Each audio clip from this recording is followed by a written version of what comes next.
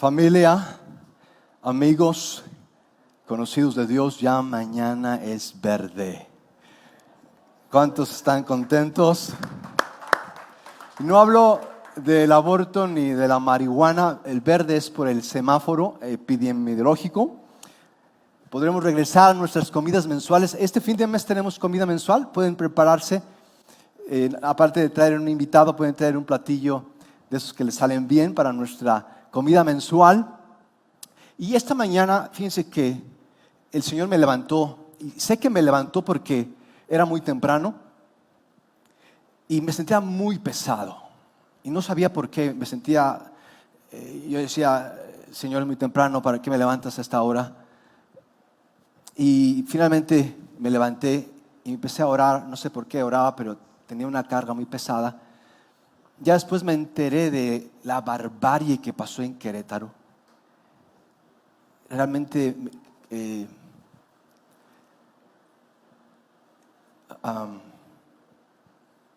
y todavía sigo un poco, y no sabía que había pasado eso. Ahora entiendo por qué me sentía así. Y yo creo que no es que, yo sé que tú has escuchado tantas razones, que fue ANLO, que el narco, tantas cosas, pero yo creo que en el fondo es nuestra inmensa necesidad de Cristo, de salvación, de perdón, lo que nos lleva a hacer cosas tan atroces. De modo, ¿qué les parece si oramos por un minuto por nuestro país? Por un segundo, unos segundos, por nuestro país. En esta semana han muerto más personas en México que en lo que está pasando en Ucrania. Y creo que como hijos de Dios, esto nos debe pesar mucho en el sentido de no solamente orar, de vivir en quebranto.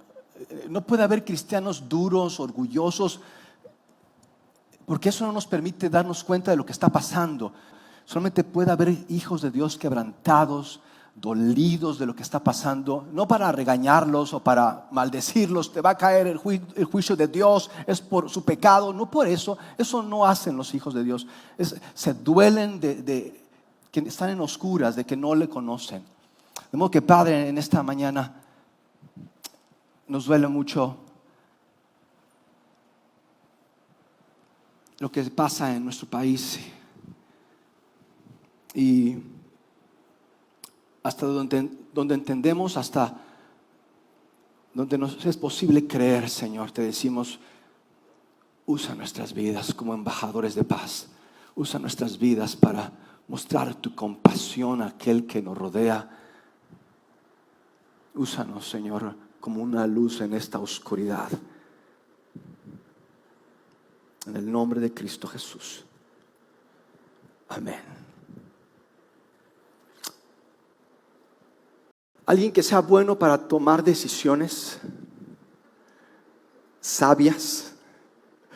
Aclaro, para tomar decisiones yo decido siempre, pero sabias, decisiones sabias. ¿Qué es sabiduría?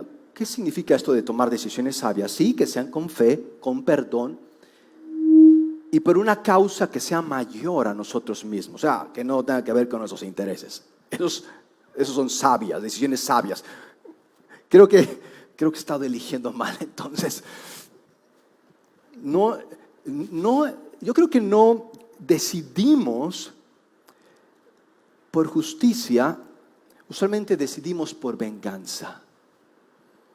Y no me refiero a lo que sucedió en Michoacán también esta semana, otra docena de muertos por un ajuste de cuentas, o lo que sucedió en Querétaro, algo peor, con un ajuste de cuentas de fútbol.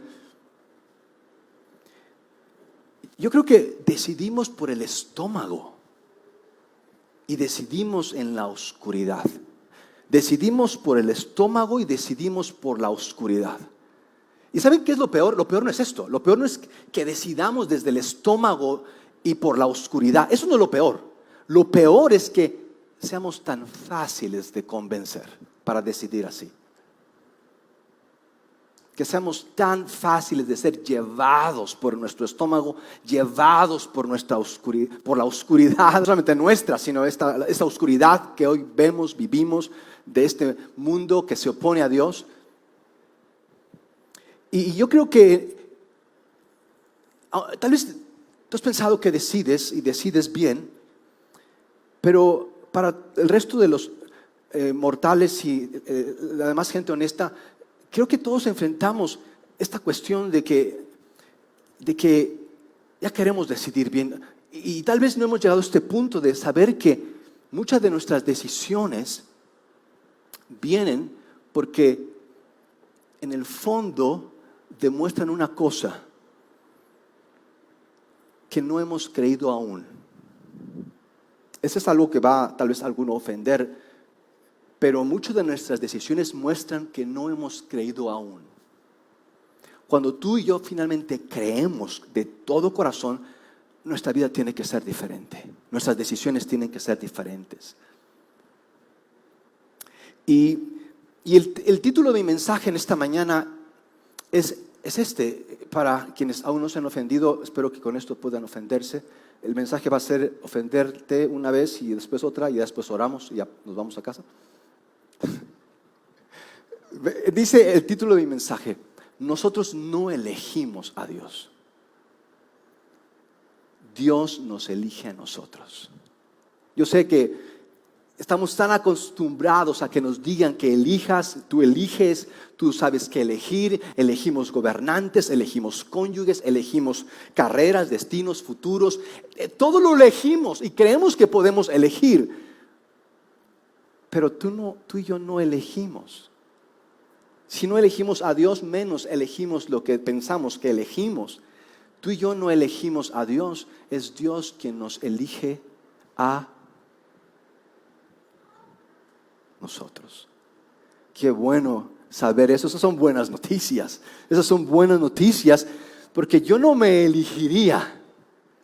Yo no elegiría a Dios. Es por su gracia que Dios me elige, aun y cuando yo no lo elijo. No solamente no lo elijo, lo rechazo. Vivo rechazándolo. Vivo en modo de rechazo. Y no entiendo por qué rechazo a otro, rechazo todo, rechazo. Porque vivo creyendo que elijo. Y no soy quien elijo, es Dios quien me elige. De modo que quiero, en este sentido de esta idea que quiero compartirles hoy, no es mi idea, no es algo que me estoy inventando, solamente estoy compartiéndoles lo que Pablo va a hablarnos en este pasaje de Romanos 11, del 11 al 24. Quiero separarlo en dos cosas. Dios elige un pueblo y Dios elige un plan. Dios elige un pueblo y Dios elige un plan. Dios elige un pueblo y Dios elige un plan. ¿Sabían que Dios tiene un pueblo? ¿Sabían eso? Un pueblo, no así como que todos son, Dios a todos. Es por eso que el cristianismo ya no se cree. Cuando todos dicen que es que Dios te ama y Dios ama a todos y por todos Él murió. Si no han leído la Biblia, Dios tiene solo un pueblo y Dios ama a sus elegidos. Dios murió por todo el mundo, sí, pero es por sus elegidos, por su pueblo, su familia. Yo sé que tal vez creas que como pastor debo de hacer siempre el bien, pero si veo que mi hijo se está ahogando y también tu hijo, voy a ir por mi hijo primero y después me investigo qué pasó con tu hijo. Yo veo por mi familia y no está mal. De hecho es lo que deberíamos de hacer. No habría tantos problemas en esta sociedad si viéramos más por nuestra familia que por andar viendo por mis alumnos o cuántas personas creo que miro. Si viéramos, seríamos más honestos. Dios tiene un pueblo y se llama Israel. Yo sé que algunos cristianos, mucha gente piensa de ellos como quienes mataron a Jesús y los judíos son unos mercaderes y agiotistas y tantas cosas que se han hablado de los judíos. De hecho, no solamente tú has escuchado, tú lo has dicho tal vez, o tal vez has visto cómo es que se han opuesto a este pueblo, pero Dios tiene un pueblo especial y se llama Israel. Y Dios ama a su pueblo. Y el pueblo de Israel Es único, es extraordinario Israel. De hecho, Winston Churchill, esto lo dijo Winston Churchill, no lo dijo Peña Nieto, lo dijo Winston Churchill, el hombre que nos evitó de que los nazis nos conquistaran y conquistaran el mundo. Winston, el señor Winston, Sir Winston Churchill. Aclarando. Winston Churchill dijo: los judíos son la raza más extraordinaria. Sé que hay gente que se opone, sé que hay gente que los ama, pero más allá de nuestras preferencias de gente que los odie o los ame, los judíos son la gente y la raza más extraordinaria. Yo no entiendo por qué no mencionaron a los mexicanos.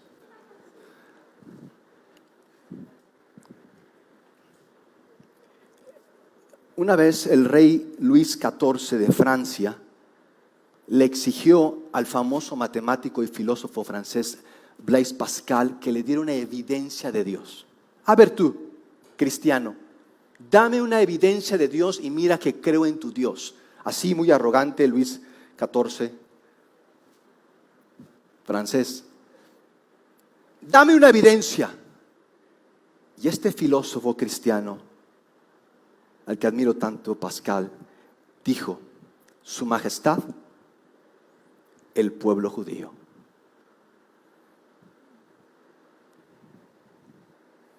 Con eso lo cayó, de seguir queriendo evidencias de Dios. El pueblo judío. El pueblo judío ha sido perseguido por los asirios, los persas, por los babilónicos, y no lo han destruido. Por los jebuseos, jebuseos, y no lo han destruido. Ellos, de hecho, ya fueron borrados del mapa, ya no existen. Díganme, ¿alguien conoce algún asirio? ¿Alguien que sepa dónde están los babilonios?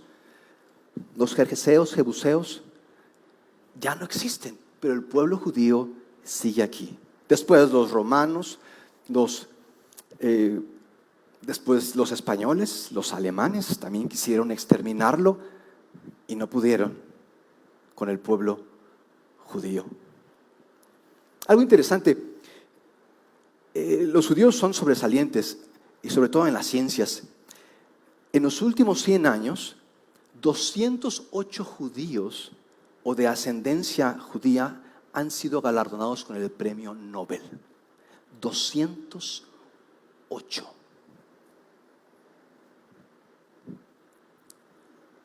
En toda nuestra historia, ¿saben cuántos llevamos?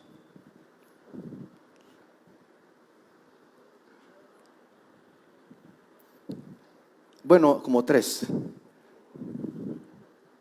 Pero lo increíble no es que ellos tengan 208 premios. Eso es lo increíble. Vean este dato. Y que nosotros llevemos 3. Lo increíble de esto es que los judíos representan. Eso es lo increíble. Apenas leía un libro de cómo Israel floreció. Israel tiene 74 años de vida. Nosotros llevamos como 220. Los gringos como 300. Los judíos tienen 74 años de existencia como nación, y en 74 años transformaron el desierto en un viñedo e hicieron de Israel el centro de tecnología militar más sofisticado del mundo.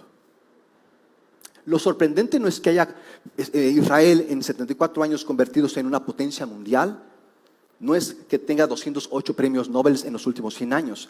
Lo más increíble es que el pueblo judío representa el 0.02% de la población mundial.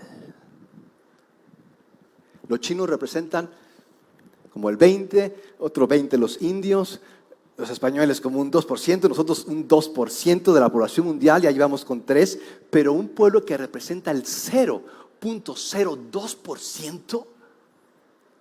Tú dices, algo hay raro. ¿Qué come esta gente? ¿Qué hace? ¿Qué suplementos consume? La palabra de Dios.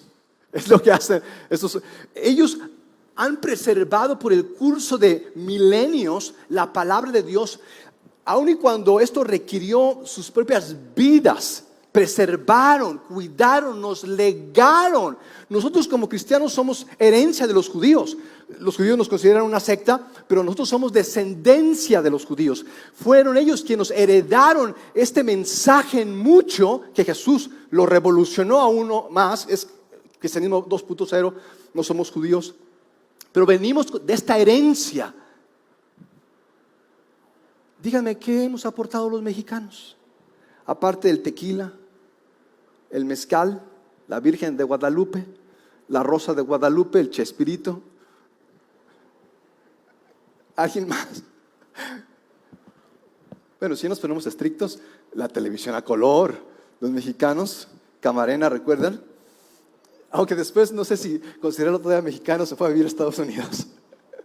No sé si tomarlo como mexicano. De modo que Dios ha elegido un pueblo, Dios tiene presente un pueblo, y quiero que leamos esto que Pablo habla acerca de este pueblo, y lo hemos visto en el curso de estas semanas, como este pueblo parece que tropezó con Jesús. Dice Pablo en Romanos 11, versículo 11, ¿acaso el pueblo de Dios tropezó? ¿Con quién tropezó el pueblo de Dios? ¿Quién fue su roca de tropiezo? ¿Quién lo hizo tropezar? Jesús, es correcto. Jesús hizo tropezar a este pueblo y cayó sin posibilidad de recuperarse. Cayó para nunca más levantarse. Y responde Pablo, de ninguna manera. De ninguna manera. Imagínense esto de un pueblo que por milenios preservó la revelación de un Dios. Y estas son algunas cosas extras que ha aportado el judaísmo al mundo. El judaísmo es la única religión monoteísta en todo el planeta. Fuera de los judíos no hay otra religión monoteísta. Es la única que nos ha inculcado la adoración a un solo Dios, no a cuantos tú creas, y Tlaloc, y la lluvia, y es que yo quiero a este ahora. Es un solo Dios. Deuteronomio 6:4. Un solo Dios. El pueblo judío nos ha inculcado también el valor de la familia. Antes de que hubiera la Pax Romana, los judíos promovieron el cuidado de los niños, de los ancianos, de las mujeres. Los judíos también aportaron mucho con la ley. El derecho romano que hoy conocemos no hubiera sido posible, ni lo que hoy conocemos como derecho moderno, si no hubiera sido por los 10 mandamientos, que fueron una aportación al mundo por los judíos. No sabíamos qué era bueno, qué era malo, hacíamos lo que queríamos, vivíamos como queríamos, ahí lo que diga el viento. Vienen los judíos y aportan esto de los 10 mandamientos para ayudarnos a darnos cuenta de qué hacemos. Lo hicieron los judíos. Y algo que me llama mucho la atención en esos tiempos en donde todos quieren ser diferentes y se aplaude la diversidad, los judíos nos ayudaron a vernos como iguales. Eso es algo que, una aportación inmensa del pueblo judío.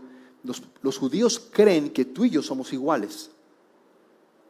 Todos fuimos creados a la imagen y semejanza de Dios. Todos hemos sido creados a la imagen y semejanza de Dios. Eso es una creencia que nos ha sido heredada por parte del pueblo judío. Imagínense todo esto que ha hecho el pueblo judío. Todo esto que ha hecho, imagínense, esperando por un Mesías, siendo personas fervientes, devotas, creyentes, siendo personas que están dispuestas a darlo todo por su Dios. Y llega a Dios en la persona de Jesucristo y lo desconocen. ¿Pueden entender eso? De que desconozcas a alguien por lo cual has esperado, por quien has esperado tanto. Yo entiendo a Pablo, qué difícil le fue creer esto, qué difícil le fue abrazar el cristianismo. Yo entiendo a Pablo porque tuvo que tratar seriamente con profundos cambios en su vida. ¿Saben qué fue lo que más le ofendió a los judíos de Jesús? No fue lo que hacía Jesús. Mientras Jesús repartía panes y comida, los judíos estaban contentos. Mientras Jesús sanaba gente y les decía a los niños, vengan a mí, los judíos estaban contentos. Mientras Jesús hacía milagros y las luces se encendían y el sonido ensordecía, mientras todo parecía un gran show, los judíos estaban contentos. Pero Jesús, no te atrevas a hablar de nosotros. ¿Saben por qué lo crucificaron a Jesús? No lo crucificaron por algo que dijo, por algo que hizo. Fue por algo que dijo. Si no se arrepienten, ustedes se van a ir al infierno. Jesús, dímelo de nuevo porque siento que te quiero crucificar. Dímelo más, otra vez. Y lo crucificaron, no por algo que hizo, por algo que dijo. Les ofendió. Y saben detrás de esto, ¿por qué no aceptaron a Jesús? Porque prefirieron su religión. Y de igual pasa con nosotros porque ya nos hemos acostumbrado. En aquel tiempo Jesús era una sensación. Jesús era como una estrella de rock and roll que llenaba estadios. Jesús era amado, era aplaudido. Jesús era un movimiento, y es un movimiento mundial. Pero en aquel tiempo Jesús, por 300 años, el cristianismo creció, explotó, cambió el imperio. Y los judíos no creyeron. Y es como nosotros hoy hemos escuchado tanto de Jesús, estamos tan acostumbrados a Jesús que tú y yo ya no lo seguimos.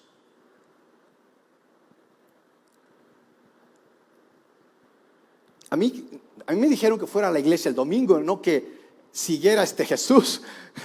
Yo por eso no conozco a Jesús, porque soy Juan Orozco y me desconozco. No me digas de Jesús, háblame de lo que puedo hacer, de cómo desatar mi potencial. Háblame más de mí, pero no me hables de Jesús porque me ofende. No quiero saber de ese hombre. Fúchila. Y les ofendió Jesús. Fue tropiezo Jesús.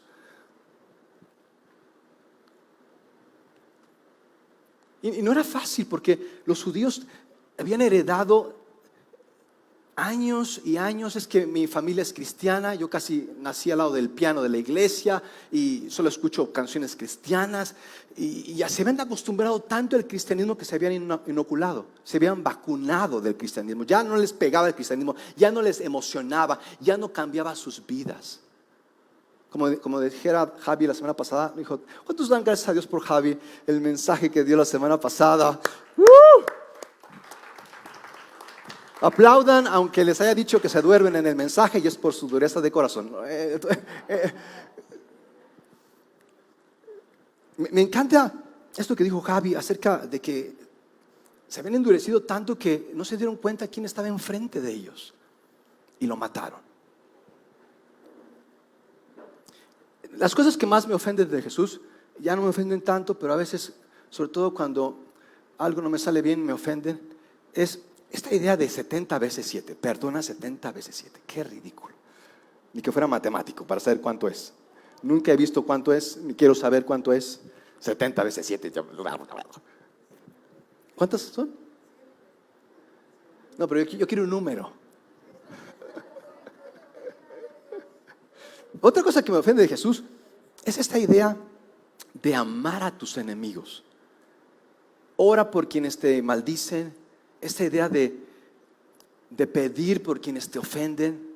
Por ti sería el primero que pida de Jesús, porque nada más cómo me ofendes con tus enseñanzas ridículas de amar a tus enemigos. Y la última, esa me ofende más, es esta idea de negarte a ti mismo, tomar tu cruz y seguirle. Díganme si no es ridículo. Yo quiero hacer lo que yo quiera, Jesús. No eso de yo quiero levantarme tarde, dormirme tarde, que nadie me diga nada. Yo quiero hacer de mi vida un papalote. No, niégate a ti mismo, Jesús. Pero ¿sabían que y me di cuenta de que por eso es que caía tan seguido, hablando de la piedra de tropiezo? Me di cuenta de que esa era la razón del por qué caía tan seguido y caía tan de pico. Me encantaba el suelo. Me encantaba que me ofendieran. ¿Saben por qué? Porque Jesús no era mi piedra de descanso, era mi piedra de tropiezo. Jesús nunca fue mi roca de descanso, siempre fue mi piedra de tropiezo.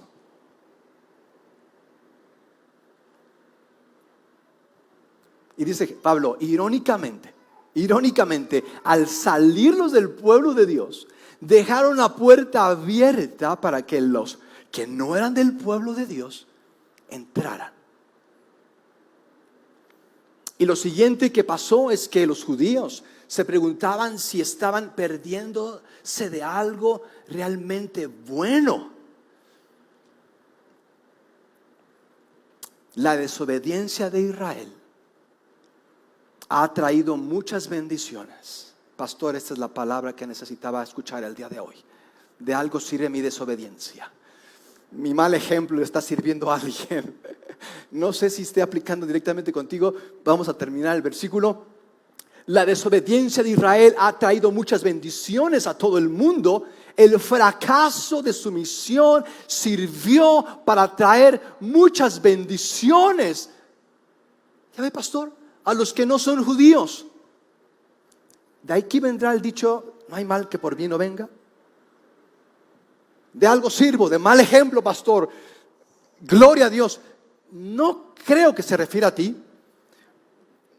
Yo creo que los judíos no sabían ni pensaban que su desobediencia les iba a ayudar a los gentiles. Yo no creo que pensaban, sí, voy a desobedecer a Dios, me voy a rebelar para que con eso los gentiles puedan entonces entrar y creer. Sí, lo quiero hacer, me voy a rebelar con Dios porque quiero la bendición de los judíos. No es así. Dios usa aún nuestra desobediencia. Dios usa aún nuestro pecado para sus propósitos. Con toda seguridad habrá aún más bendiciones cuando cumplan la misión que Dios les ha dado.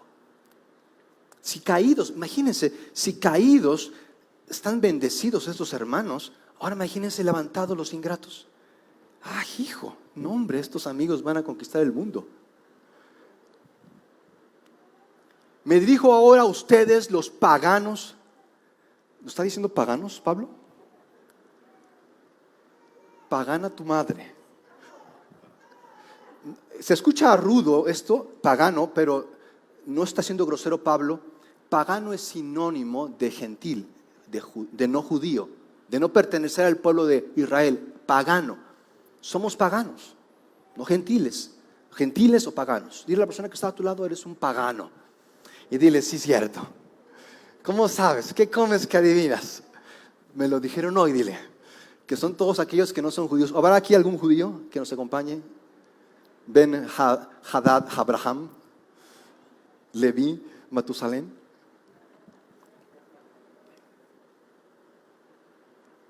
Me dirijo a ustedes ahora, a los paganos. A nosotros se nos dirige Pablo, precisamente porque soy apóstol de los paganos.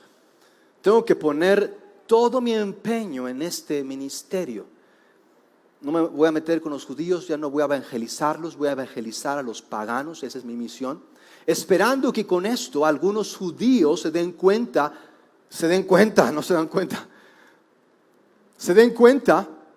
qué difícil es darnos cuenta. Qué difícil le fue a Pablo darse cuenta de que estaba perdido, aun cuando pensaba que estaba bien. Es difícil darnos cuenta. Es como, imagínate que tú seas un americanista de corazón, que toda la vida le hayas ido a la América, que seas americanista de cuarta generación, tu tatarabuelito fue uno de los fundadores de la América. Amas a la América, portas la camiseta. De hecho, bueno, te les cuento mi experiencia. En mi casa todos los íbamos al Cruz Azul. En mi casa éramos cementeros de corazón hasta que llegaron nuestros hijos. Porque una vez mi hijo dijo, papá, quiero hablar contigo. Dije, yo me asusté porque así muy serio me dijo, ¿qué habrá hecho? ¿Se habrá robado algo en la escuela? Y me dice, papá, ya no le quiero ir al Cruz Azul. Nunca gana, papá. me quiero ser americanista, lo desheredé. Imagínate, eres americanista de cepa, de hueso colorado, tienes tu club de fans, haces viajes al Azteca y de repente que digas que le vas al Cruz Azul, que estuviste perdido por mucho tiempo, que estabas ciego y sin ilusiones en la vida, que vivías cegado, que eras un ignorante y que digas, soy del Cruz Azul. Es difícil. Es difícil para ti compartir este mensaje con tal vez familiares y amigos. Es difícil que tú abiertamente te muestres cristiano. Es difícil porque implica profundos cambios personales. Es ir en contra de la tradición de mis abuelitos, de la costumbre, de la religión. Mis amigos, hoy se nos dice mucho acerca de arrepentirnos del pecado y yo creo que detrás de lo que está pasando en Michoacán, esta matanza de la que hemos oído y de la que les platiqué hace un rato, tal vez tú digas, es que es culpa de ANLO. ANLO es el culpable. Tengo mis dudas, no creo que sea ANLO. Yo creo, y noten este factor que encontré, es un factor común en donde se da más la violencia en nuestro país. Michoacán, Jalisco y Guanajuato. En esos 3 estados está el más alto índice de homicidios en el país. ¿Y saben cuál es la característica común de esos 3 estados? Son los estados más religiosos del país. Los 3 estados más religiosos del país son Guanajuato, Michoacán y Jalisco. Y he encontrado esto, mis amigos, que detrás de toda la violencia siempre va a estar la impaciencia y detrás de la impaciencia siempre va a estar la religión. Personas que fueron religiosas de jóvenes quieren ser después rebeldes y personas rebeldes de jóvenes quieren ser después religiosas. Son siempre extremos que se tocan. Detrás de la violencia está la impaciencia y detrás de toda impaciencia está la religión. Mis amigos, la religión más extensa en este mundo no es el cristianismo, es el culto a uno mismo o la religión. O los templos más grandes no son estos, sino las plazas comerciales, los lugares de estudio o de vocación donde nos adoramos a nosotros mismos. Dice Pablo, esperando que con esto algunos judíos se den cuenta de lo que se están perdiendo y quieran entrar en lo que Dios está haciendo. Porque si el rechazo por un tiempo de los judíos ha servido para que el mundo vuelva a estar en paz con Dios, su readmisión no será como un volver de los muertos a la vida. Y dado que Abraham y los otros patriarcas fueron santos, bueno, esto tiene que ver, les compartí, hemos hablado de Dios y su plan, quiero hablarles de Dios y su pueblo, quiero hablarles ahora de Dios y su plan. Dios y su pueblo, en esta idea de que nosotros no elegimos a Dios, Dios nos elige a nosotros, Dios elige a un pueblo y Dios elige un plan. Dios tiene un plan que tal vez no sea nuestro plan y quiere en esto explicarnos Pablo hablando de este plan. Y dado que Abraham y los otros patriarcas fueron santos, sus descendientes también serán santos. Del mismo modo que toda la masa de pan es santa, porque la porción que se da como ofrenda es santa. Cuando tú das a Dios, esta es la idea detrás del diezmo, cuando tú das a Dios, no es porque te lo pide el pastor, es una vocación, es una convicción que nos fue heredada del pueblo judío. Cuando tú das de lo que tienes, tú tienes una masa, un 100%, y tú das una parte de esa masa, y que es un pan. En esos tiempos no había dinero, tenían que usar el trueque, daban pan. Cuando tú das de la masa el pan, una parte, qué bueno que nos dijo Dios un 10%, no sé qué hubiera hecho si hubiera dicho un 90%, no lo hubiera hecho, pero seríamos más santos, ¿verdad? Más rápido, tal vez. Con un 90% creo que ya me hubieran canonizado. Un 10%, gracias a Dios porque fue un 10%. Una parte es el piso, no es el tope, es el piso. O sea, lo mínimo para que entiendas qué significa, qué es lo que significa que todo me pertenece. Cuando damos una parte del todo, Dios bendice el todo. Es mejor tener una parte con su bendición que todo sin su bendición. ¿Cuántos están de acuerdo? Son los que no dan, ¿verdad? Y dice Pablo que el problema que usualmente tenemos es que vemos a lo que damos vemos a las ramas, pero no a la raíz. No vemos todo lo que tenemos. Y dice Pablo, pues si las raíces del árbol son santas, las ramas también lo serán. ¿Sabían que vamos por la vida queriendo cambiar nuestras circunstancias en lugar de querer cambiar nuestro corazón? Que vemos por los frutos en lugar por la raíz. ¿Sabías que si la raíz está buena, sabías que los frutos van a estar buenos? Si tu raíz está bien, tú vas a estar bien. Tú no vas, ay, ¿por qué me hago esto? Y a ver si ya me controlo. Es que necesito vacaciones. Es que mi esposa me controla. No, si tú estás bien, si tu raíz, más bien tú, más que tú, si tu raíz está bien, tú vas a estar. Pero no queremos cambiar la raíz, queremos cambiar la rama. No me gusta esa rama. Apártate de esa rama. Es una ramera. Esta rama. Andamos ahí calificando a la gente de rameras. No es la rama, es la. Pero no queremos cambiar la raíz.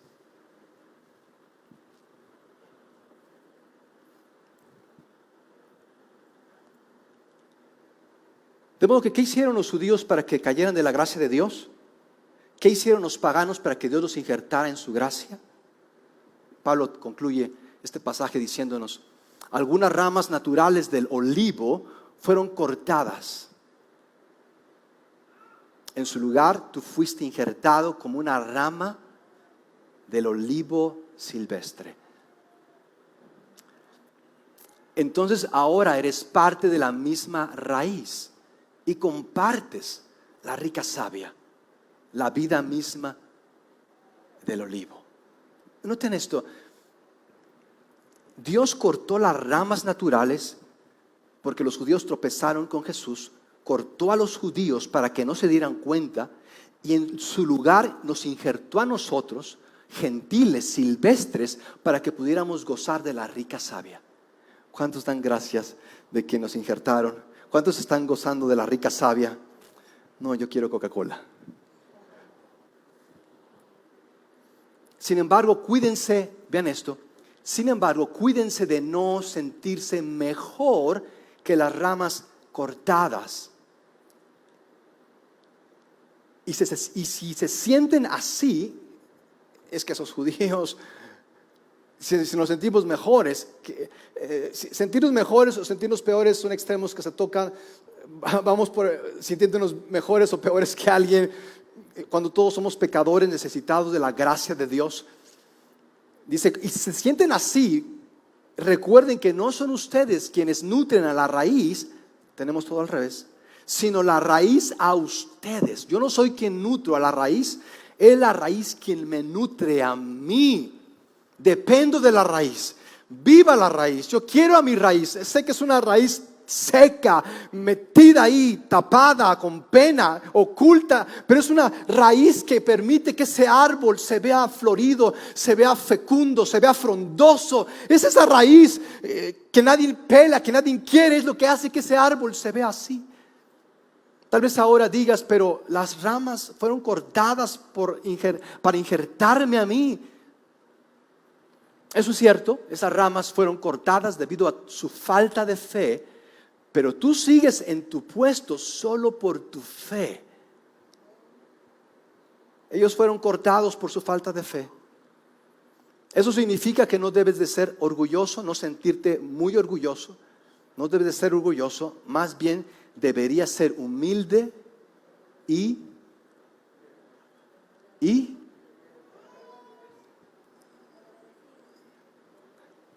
¿saben qué es lo que mata más rápido y más seguro nuestra fe? Para quienes creen que es el cónyuge, los problemas, tantas cosas, lo que más, si hoy tú dices es que no tengo fe, se me está acabando la fe, ya no siento lo mismo, creo que ya Dios me dejó. Si tú de algún modo se te está acabando la fe, ¿sabes qué es lo que más mata la fe y más rápido? El orgullo. No puede haber un cristiano y un orgullo. No puede haber un cristiano orgulloso, mis amigos. Es un oxímoron. Es imposible. No puede haber un cristiano orgulloso a la vez. ¿Qué es el orgullo? El orgullo es tomar el lugar de Dios, es confiar en mí y no en Cristo. Y es lo que hacemos, decimos, bueno, ya fui a la iglesia, no te confíes, por favor. No, es que ya todo debe de salirme bien. Ya puse mi alabanza, ya no digo groserías. No te confíes, por favor. Después, ¿por qué los cortan? Creemos que por algo que hicimos ya la vida debe pintarnos mejor. Eso no es fe, eso es orgullo. Ya di, ya cumplí. Eso no le habla de la humildad, le habla del orgullo. Tú y yo no podemos aportar nada. ¿Saben lo único que hemos aportado en esta historia? Lo único que hemos aportado es nuestro pecado. De ahí en fuera no hemos aportado más, ni vamos a aportar más. Todo es por gracia y para su gloria. ¿Y saben? El más grande pecado, y es del que menos se habla, hablamos del pecado de las prostitutas, de los drogadictos, de los delincuentes, de cuánta gente, pero el mayor pecado, ¿saben cuál es? El de los orgullosos. Estaría muy bien que las iglesias predicaran más al arrepentimiento del orgullo y la religión que al arrepentimiento de la diversión y la... Pero no se habla de arrepiéntete de tu orgullo, arrepiéntete de tu costumbre, arrepiéntete de tu religión. De eso no se predica. Se predica de todos los pecadores que hay, de todo lo que están haciendo. Cuando es más grave el pecado del orgullo,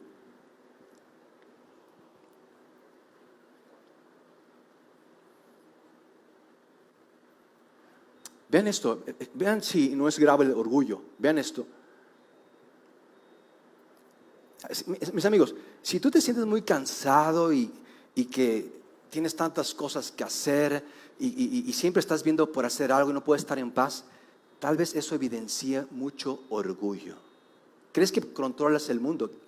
Es que, y sabes, ve lo que dice en cuanto al orgullo. Escucha esto. Dice, porque si Dios no perdonó, vean esto. Yo pensé que Dios perdonaba a todos. Si Dios no perdonó, es como para que ya no fuéramos tan orgullosos, ¿no?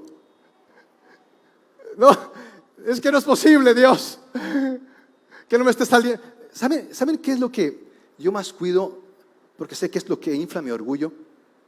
Cuando algo no sale como quiero, encuentro que quiero depender más de mí que de Dios. Es lo que he visto. Cuando algo no sale como quiero, el primero que sale a protestar y a quejarse es el orgullo. Y he aprendido con duros golpes a no darle lugar a ese orgullo difamador que me quiere hacer depender más de mí que de Dios. Y no, usualmente eso no pasa, sino hasta que algo pasa que no es como yo quiero. Y estamos cansados, ¿saben por qué estamos cansados? Porque somos orgullosos, no descansamos en Dios. Estamos preocupados, ¿saben por qué? Porque somos orgullosos, no descansamos en Dios. ¿Saben algo? Todo se va a acabar. Todo se va a acabar. Todo. ¿Tú crees que por más que te esmeres como esposa, ese matrimonio no se va a acabar? Tal vez se acabe más pronto de lo que tú crees. El orgullo no nos permite darnos cuenta. Todo se va a acabar. ¿Saben lo único que no se acaba?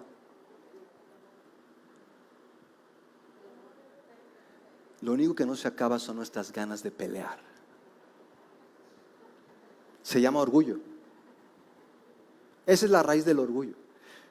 Cualquier detalle va a ser bueno para que ya me quiera pelear con alguien. O para ya no ir a la iglesia o para usarla de cojín ese domingo. Y miren aquí lo que dice Pablo. Si esto no nos da miedo, mis amigos, no creas que porque te vayan a asaltar ya con eso, o que la inseguridad en México.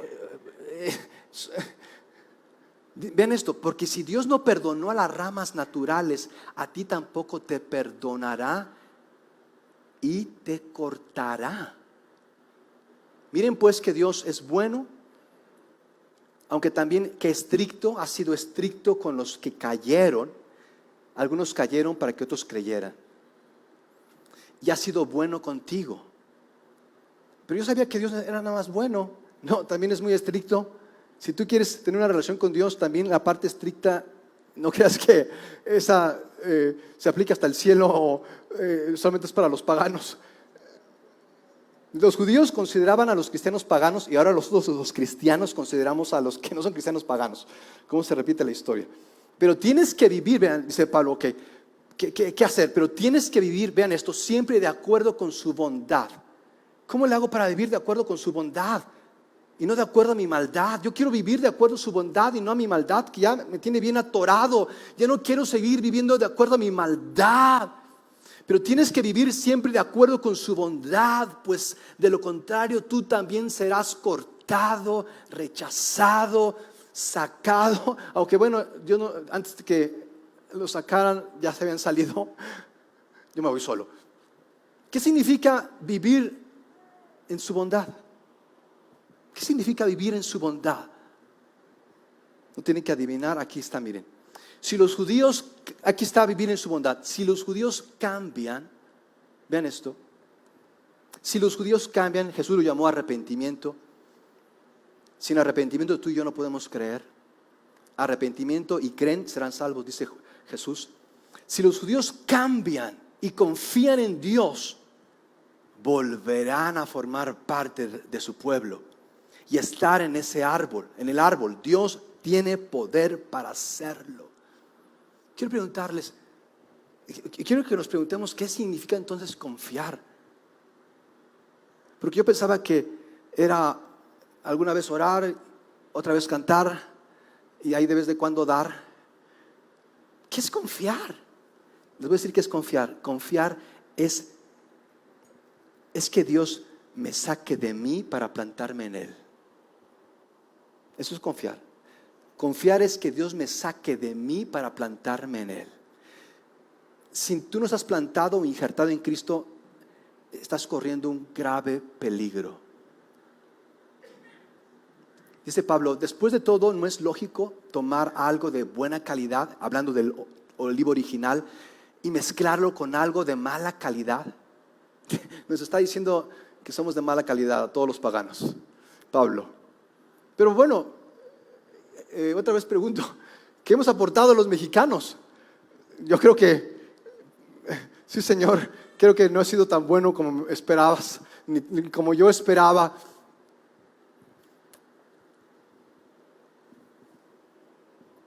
Aparte del tequila, el mezcal y la Virgen de Guadalupe, creo que no hemos aportado mucho.